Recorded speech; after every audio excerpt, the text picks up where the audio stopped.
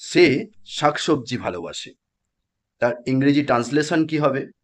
এর ইংরেজি ট্রান্সলেশন হবে হি লাইকস ভেজিটেবলস।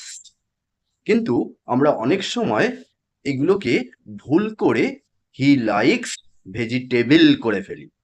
কিন্তু যদি এখানে ভেজিটেবল অর্থাৎ এস যোগ না করি, তাহলে কিন্তু সেন্টেন্সটা কমপ্লিটলি রং সেন্টেন্স হয়ে যাবে।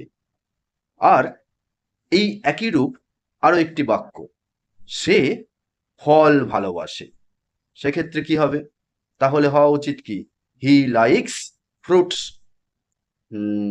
এক্ষেত্রে কিন্তু যদি আমি ফ্রুটস করি, তাহলেই গন্ডগোল।